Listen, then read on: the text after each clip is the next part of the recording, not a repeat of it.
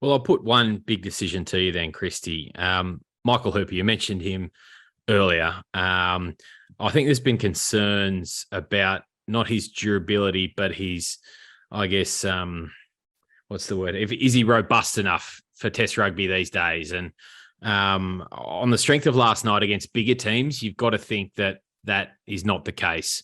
And whether it might be time to look towards a Pete Samo at 7 with a big number 6 and a big number 8. Now, Pete Samo is not going to get you on the ball, and Michael Hooper did win one first half turnover that resulted in a penalty. But beyond that, it was a pretty tough night for the Wallabies co-captain. And I just wonder against these bigger teams at the World Cup later in the year, particularly that play in a similar fashion to the Springboks, so your France and your Ireland, whether that might be the way to go, because he as you mentioned, he was bounced off multiple times.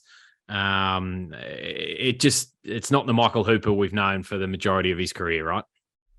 Yeah, and 4 years ago, Fabien Galtier comes in as the French coach, and what does he do? He makes some big, tough decisions, puts the broom through a lot of players, goes, you know what, we're going to go to the World Cup in Japan and hope for our best result, put our best foot forward. They probably should have made the semi-finals. Yep.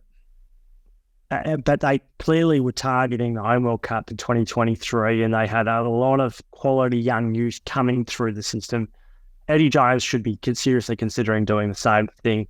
And there's no way that you can take Pete Samu, Fraser McWright, Michael Hooper to the World Cup in a squad of 33. You just can't do it. They're too light. Those three names, they probably all might be bounced away in contact when you've got an Esterhausen running at them. But I've been saying it for weeks. I think Michael Hooper's that 5% that made him unbelievable as a player and made him run around and clean up other teammates' mistakes, yet still somehow have the leg drive to power through contact, bring opposition players down, and often drive them onto their backs. He's not been able to do that all year.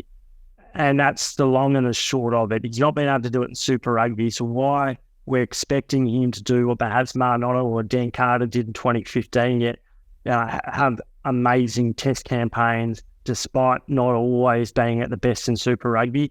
I think we've seen enough evidence to suggest that Michael Hooper's best days in the number 7 jersey are gone.